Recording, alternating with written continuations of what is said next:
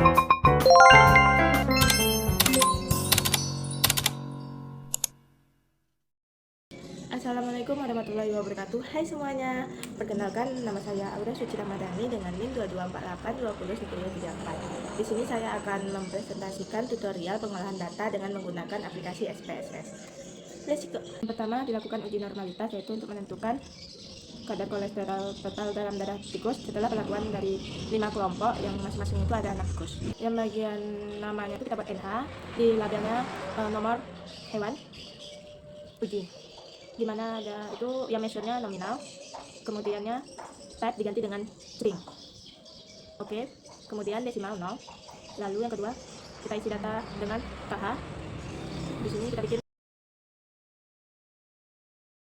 kelompok hewan uji, measure-nya kita ganti dengan nominal juga. Untuk values-nya kita bikin keterangannya, kalau 1 kelompok negatif, 2 kelompok positif, 3 kelompok dosis rendah, 4 kelompok dosis sedang, 5 kelompok dosis tinggi. Kemudian kita okein. Lalu kita buat yang ketiga itu yaitu KK, kadar kolesterol di label kita buat. Setelah itu baru kita masukkan datanya di data view. Data view-nya kita ambil dari data tikus 1 sampai tikus 30. Dikopikan, lalu kita pastein di data view. Pada data view-nya kita buat desimalnya 0 semua. Lalu setelah itu kita buat yang itu uji normalitasnya, descriptive statistic explore.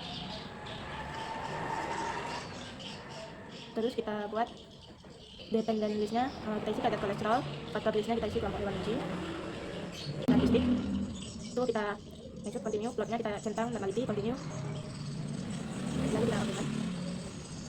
Lalu keluar hasilnya, datanya itu terdistribusi normal dengan lebih besar dengan daripada alpha atau 0,5, sehingga tidak ada perbedaan pada kolesterol. Maka kita akan lanjut pada uji ANOVA. Lalu kita tekan analyze, compare mean, kemudian 1 by ANOVA. Diisi kelompok hewan ujinya di faktor kadar kolesterolnya di dependent list. So kita isi cost-nya, kita centang LSD, continue, terus option continue baru oke. Ini datanya. Kita lihat dulu homogeneity-nya. Di sini signya 1,00 sehingga besar dari 0,5. Maka datanya itu homogen. Maka kita lanjutkan ke bagian ANOVA-nya. Untuk ANOVA yaitu nilai signya 0,00 sehingga kecil dari 0,05 sehingga pada ada perbedaan minimal satu kelompok dengan kelompok yang lain. Maka akan kita lanjutkan ke kelompok. So ini kelompok negatif dengan dosis rendah memiliki perbedaan yang signifikan, sehingga ada perbedaan kolesterol yang dapat menurunkan kadar kolesterol dalam darah. Selanjutnya itu uji Kruskal-Wallis dengan datanya itu ordinal. Yang pertama kita transform, terus kita record di data view ya, record into difference ke kakak, kita bikin kakak 2 nya, keterangan labelnya kategori kadar kolesterol change kan, kemudian di buka LNU nya untuk value 1,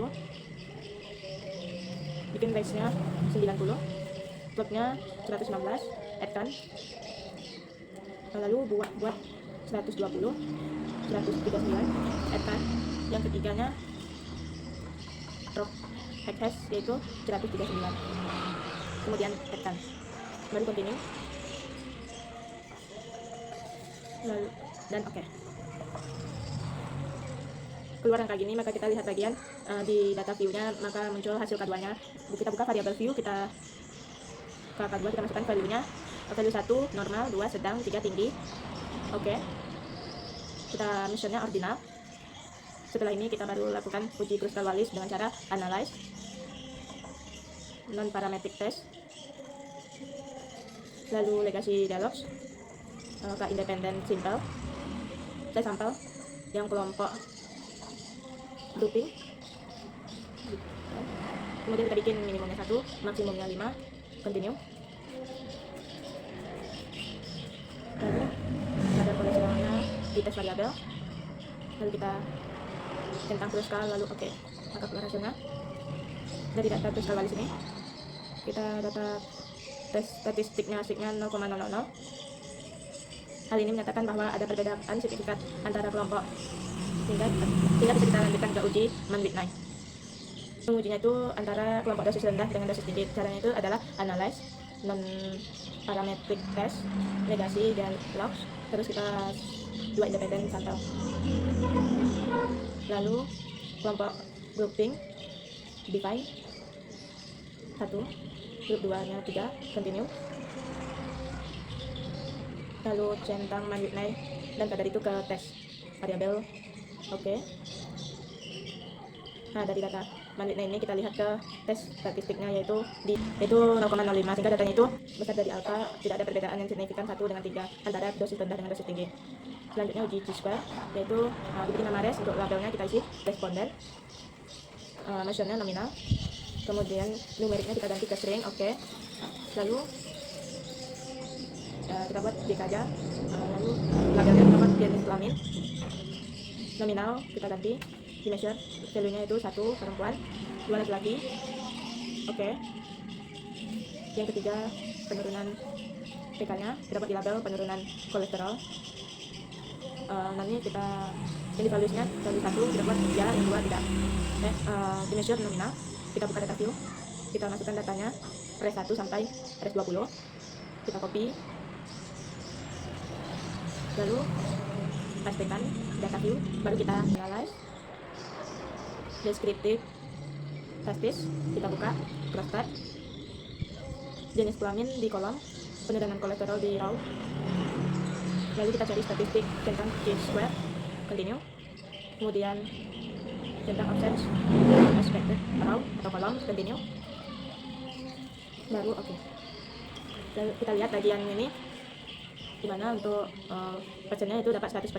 Lalu kita buat kita lihat di bagian chi-square nya ini ada bagian di WhatsApp itu 1,00, sehingga tidak ada perbedaan pengaruh atau minuman antara laki-laki dan perempuan. Semuanya terjadi penurunan kolesterol. Lalu kita uji regresi linear,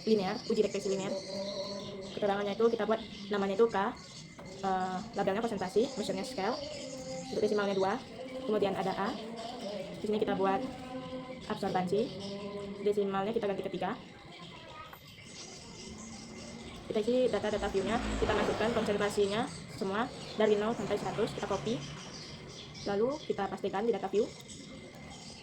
Setelah itu pilih compute variable,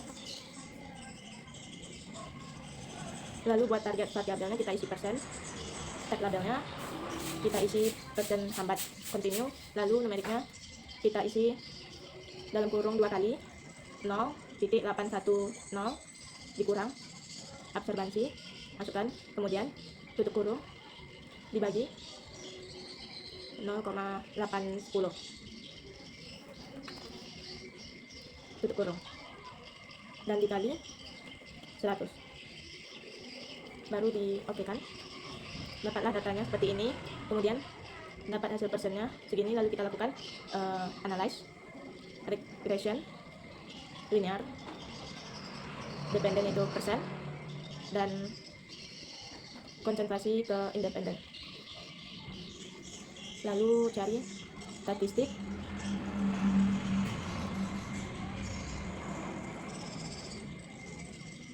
continue, lalu ambil plot, centang normal stability plot, continue, oke. Sehingga dapatlah hasilnya seperti ini untuk regresinya. Lihat di sumarinya, dilihat di model sumarinya ini dimana n square-nya 0,987. Baru kita selanjutnya kita lihat di coefficient, itu nilai y-nya, dimana untuk y sama dengan dx tambah a jadinya 50 sama dengan 853, di x tambah 501. Jadi kita telah belajar tentang uji normality, uji ANOVA, uji Kruskal-Wallis, uji Man-Whitney, uji chi-square, uji regresi linear. Semoga bermanfaat bagi teman-teman semua.